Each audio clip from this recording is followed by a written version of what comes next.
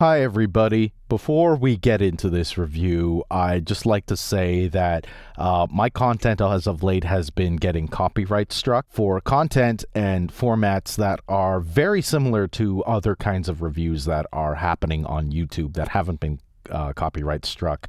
So while I'm dealing with that, I'm not going to show any footage from the things I'm reviewing. I'm going to show adjacent footage that I've got from story blocks and am perfectly free and able to use. So that's my kind of workaround there. If this looks a little goofy, I'm sorry, but I'd rather you actually be able to hear my words and listen to what I have to say. And in the meantime, you can enjoy some creative visuals to go along with it that are tangentially related to the subject matter. So thank you for bearing with me on that. And without further ado, let's get on with the review. So I don't hold a lot of stake in the Oscars. Basically, I haven't forgiven them still for not making Citizen Kane the best picture. That kind of invalidates you when, you can't get that right. Something that's the greatest movie of all time that a lot of people still say is the greatest movie of all time, and you can't even get that right. The Oscars are very political. A lot of milquetoast nomination things get nominated and win awards when other more deserving stuff doesn't. So I don't hold a lot of stake in it. I don't care what the Academy thinks, honestly. The only thing I can tell you about last year is that, that Oscar slap happened.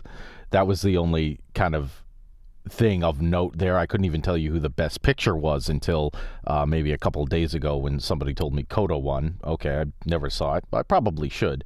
Sounds like a decent movie. But the good thing about the Oscars is sometimes it brings to light movies you might have otherwise missed. Sure, you have your critical darlings and stuff in there, but occasionally something really good will be highlighted. So I thought I would use this as an excuse to watch some new movies and give my 2 cents on them. The first movie we're going to talk about in our countdown to the Oscars is your archetypical critical darling. This is the movie Tar. Tar is a story about a conductor at the Berlin Symphony who ends up being accused of sexual impropriety with some of the younger members of her orchestra and basically gets canceled and has her career ruined and her life kind of falls apart. So this movie, it's very topical, it's very of the moment, but unfortunately it's a subject matter I think we've just seen covered a lot better. It tries to take the ambiguous approach where you don't really know what's happening. In this day and age, when you see so many people of power abusing their power in situations like that, where, somebody like this conductor has a big personality and wields a great amount of power, and you see her doing that in small interactions throughout the movie where she goes over the head of the board and replaces her assistant conductor, and then even smaller moments where she basically deals with somebody who's bullying her daughter at school. You see the amount of power this person wields, and it's very hard to believe that she's not guilty of all of this stuff. So there's not really an element of tragedy. Basically, I see something like that, a person in a position of ridiculous power and who has wealth and advantage is accused of taking advantage of someone. 9 times out of 10, they are. That's just my that's just kind of the way it works. I mean, we've seen this kind of narrative before. So it doesn't do a good job at weaving doubt into the equation. It does not show anything explicitly, but it does show some situations which could get to be suggestive. There is a pattern of her, she's a lesbian. There's a pattern of her kind of having these kind of relationships, these kind of connections with younger women, more attractive women whose careers she could really hurt or help, and she does end up hurting some of them. It's the kind of thing where there's not a lot of doubt in my mind when I see this thing. I know it's supposed to be up for interpretation, but I really don't think that's what's being presented here. I think what's being presented here, regardless of it's the intent of the filmmakers or not, is this is clearly someone who has done something wrong and needs to be taken down. You even see that in her reactions at the end when she goes to a massage parlor. She basically gets like how the church will shuffle around their priest. She shuffled off to the middle of nowhere, basically, and she asks, oh, I could really do with a massage. Is there a good massage parlor? And she's basically given the address of a massage parlor where a massage isn't everything you get. And when she realizes this, she has a visceral reaction to what's happening.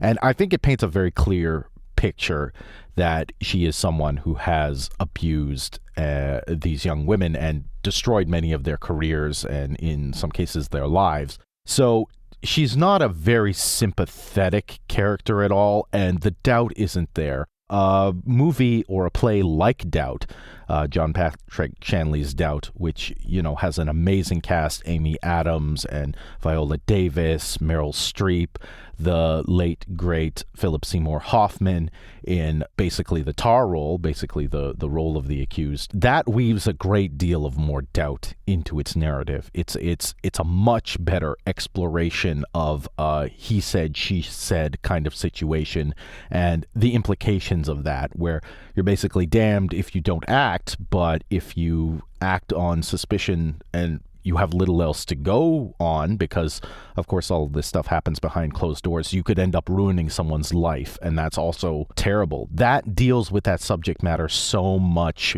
better than this. The movie it's basically a character vehicle for Blanchette, and as that it works really well. Admittedly, the reason why I went to see it was Blanchette. It's interesting, I had a job working for a symphony. Discussions about Mahler and musicality and even commentary on other composers and their styles. That's not lost on me, but it still doesn't do away with its air of pretension. You get the sense that all these people live in this very niche little bubble where most of the world doesn't really care about classical music, and a lot of times it sounds like they're just talking out of their ass, making things up, talking about things on a very artsy-fartsy level, like they're high on their own farts, kind of. You get that air throughout the movie.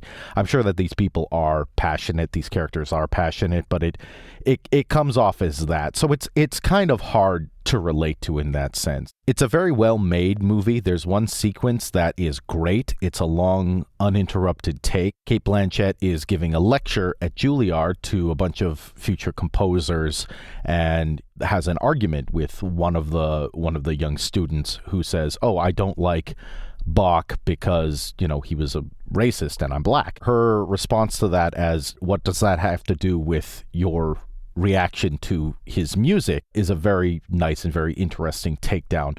Blanchette's character is shown to be wrong. That's also an action that comes back to bite her in the ass later in the film, but she's also not incorrect either. So that's really interesting. Like it is a personal thing, whether you can divest yourself from the politics of what a person did versus what a person created. But at the same time, that shouldn't take away from your enjoyment. You shouldn't necessarily limit yourself from experiencing something. But kind of the way she goes about it is wrong. It's such a well-crafted character. Blanchette is an actress where whatever she does, I remember she plays the voice of the monkey in Pinocchio, and it's a very, very involved voice performance. There's a lot of passion going into it. It's just very telling of this actress that she can even make a monkey amazing. But here you get her actually talking, and she's pontificating about music, and she's going into all of this difficult music terminology and name-dropping old dead composers and theorists on different composers and spouting knowledge at the drop of the hat with utter confidence. I completely believe that this is someone who knows and understands all the ins and outs of all the dialogue she's saying. I don't know how much she actually knows about classical music. I don't know that much about Blanchette's history with that, but she's either done her research or is just commanding the dialogue to such a degree that you utterly believe that this character believes what they're talking about, what they're saying, even the lies they kind of tell themselves. So it's a very well-crafted performance, but that's kind of all that's going on. The movie is very long and very slow. There's lots of shots of empty rooms where somebody has just stepped out of the frame of the door and it holds on the frame of the door for a couple seconds where absolutely nothing is going on in the scene. There's many long sequences of driving down tunnels with no music. I know that's done for a certain effect, but it just feels like padding at a certain point. So many scenes of Cate Blanchette just jogging or boxing or having little conversations in rooms with people that don't really affect the greater plot or narrative. And the problem is a lot of this, you're just kind of seeing a composer go about their work as a composer. And while Cate Blanchette is fascinating to watch in her portrayal, while you completely believe everything Cate Blanchette is throwing down there in terms of her performance and this conductor, and you feel her passion for the music as she's conducting, and you believe what you're seeing in this crafted, very confident character, the sexual impropriety, which really should be front and center as that ends up being the focal point of the end of the movie, is pushed to the side for the first hour and a half. It's mentioned once or twice, but a lot of it, you're just seeing this composer go about their life, I guess, so you can empathize with her. But I think that's the problem. I really don't empathize with the character of Lydia Tarr. She might be a very talented person, but I mean, clearly she's very manipulative, and she very much is somebody who will muscle her way and use her position to get her way. She can be charming and whatnot. She'll have banter with her orchestra. She clearly cares about what she's doing, and there are lighthearted moments with her, but a lot of times she's just kind of a cold character, and you get maybe there's a sense that she has to be. She's a woman in a man's world, kind of air quotes kind of thing going on there, which they address briefly, but it's the kind of thing where there's just not a lot to hold on to here about this character. It's not somebody I really like, so I don't really feel bad when they're taken down. I know there's supposed to be an element of tragedy, but I don't really get the sense of that from this movie. This seems like a very privileged person abusing their power. So when they get taken down, I guess it's justice, but again, it's a very slow burn getting to that point. You could have cut out an hour from this movie and you wouldn't have really missed anything about it. There are some interesting things about it. Cate Blanchette's character is a lesbian. She's in a lesbian relationship and they have a child together. And the politics of that don't really get brought up, which is a good and bad thing. It's just a facet of the character. They're lesbians. They're living together. They have a family. They have a child. For the most part, it's just presented as, oh, these are just folks living their lives. And it's nice. They mention a couple times there are some struggles with that. They mention that when they first came out to the orchestra, there was a bit of a stink and things like that. But it's not really explored, and that kind of feels like a missed opportunity. It kind of feels like that might have been a shield for Blanchette's character to hide behind. We often see these kinds of stories about men abusing their positions, not so much women, and that is never explored. I guess the movie is trying to say, hey, anybody can do this, and certainly anybody in a position of power can abuse it in multiple ways. The former Governor General of my country, Canada, abused their office workers, not in a sexual way, but as an employer were very abusive and created a toxic environment. So she was fired. That generally doesn't happen to people in that position. A very well-known, very well-loved astronaut who became the Governor General, basically the Queen's representative in Canada, was let go of their position because of how abusive they were to their staff. So anybody of any gender can be abusive and abuse their power. But that's never explored. It is mostly men who are accused of these kinds of things, but it's never explored the fact that this is a woman and this is a lesbian woman. I think there is a missed trick here in not exploring the politics of that. I mean, certainly from a PR standpoint, that was certainly something the character could hide behind. You're just coming after me because I'm a woman. You're just coming after me because I'm a lesbian. These are things that could have been explored, but really weren't. And I think they missed a trick not exploring those sexual politics. All of the serious stuff is very lightly done, very lightly touched upon. You never see impropriety. It's never even hinted at in the way that it's shown. She's just talking to people, and she has relationships with female members of her orchestra. They don't show anything ever sexual or really flirtatious with any of these. I think they should have just made it more explicit, because it just does feel like this is what happened. Everything we know about Tar is Lydia Tar is a person who muscles her way to get her way and abuses her power, and she has a very big impact on what she does. There is, again, brief discussions of cancel culture in this, but they're very brief. It doesn't really go into the basics of it. I'm not seeing the same kind of push and pull yin and yang I have as I do in something like Doubt. It's not really handled that well. At the end of the day, the movie is just kind of boring. It's an Oscar bait kind of movie. It's a critical darling.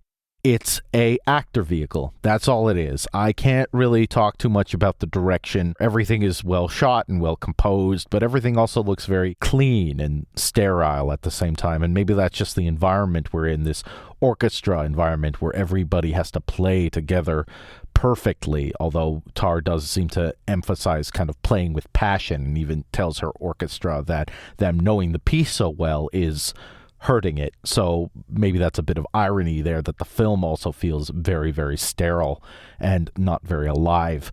But it's too long, it's too boring, there's too many scenes where not enough is being done to move the plot forward. It takes too long to get to the meat of the problem. This should have just been a more narrowly focused story. You can tell a story about a female conductor and just kind of go through their working day and where they are in their career and things like that. Or you can focus on this story of sexual misconduct. But in trying to do both, in trying to portray a symphony and love for symphony and love for music and love for orchestra, and add in the sexual misconduct angle, not enough attention is really given to the latter, which is the more pertinent, is the more important, and does end up becoming the focal point of Act 3 of the movie. And it takes way too long to get to Act 3. Basically, it's a competent, well enough made movie with one amazing sequence in that one lecture hall sequence. It shows a very well crafted performance by Blanchette, but it doesn't give anything else beyond that. I don't really have any different feelings I did about sexual impropriety and people abusing their power before watching the film than I do after. I'm not shown anything new here. I don't get anything out of this. And in fact, I don't really have a new appreciation for music from this. A film like Whiplash is able to show both the love and the passion and the madness and the drive and the obsessiveness and the abuse of power that happens specifically in a music school kind of environment. And it does that very well, and it does that in less time. But I get a love of music from that movie. I get an appreciation from that movie, where this movie just feels up its own ass about music. People are really pretentious in the way they talk, and I don't relate to it. I mean, I can relate to you being passionate about something, that's fine, but people pontificate and they go on and on about composers and composer theory and things like that, just to the point where they're talking in vague allusions about music, and I know it must feel real to them, but it doesn't feel real. It feels at a certain point characters are just saying words. They're not saying anything real about music. There's a lovely section at the end where she's watching an old tape in her childhood home of Leonard Bernstein saying music should just be about what it makes you feel. And there's not enough of that. There's not enough of just, I guess, raw passion in this thing.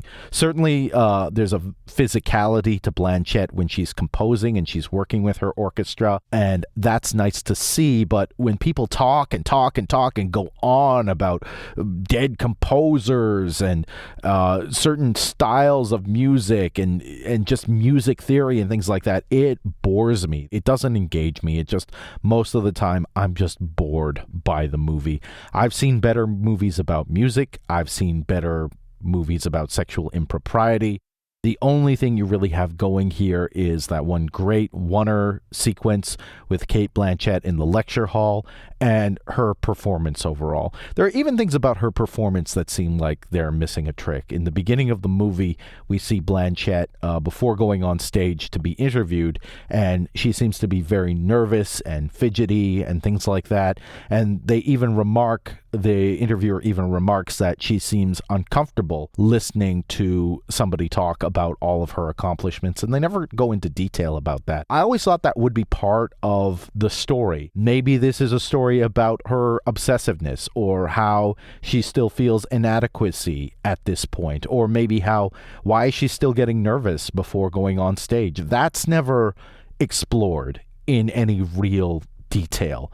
The insecurities from the artist herself would have humanized her. It would have been something else to explore. The fact that as an artist, you're always precarious. It doesn't matter how much you've accomplished. People always judge you by the last thing you create, the last thing you do, and you always feel you're trying to push yourself to a certain standard. That would have been a good movie. A movie more focused on sexual impropriety and abuses of power in a classical music environment would have been a good movie. If it was just a look at this character that Cate Blanchette has created and done in less time, that would have been a good movie. But this movie does too many things and doesn't do enough of any one of them. It doesn't add anything new, and it doesn't really make an impact. I was bored, and I don't really have any inkling to see this again. If Cate Blanchette wins an award for this performance, I won't have any qualms about that. Cate Blanchette does a good job in whatever she's in. Again, she can play a monkey and turn in an Oscar-worthy performance, in my opinion.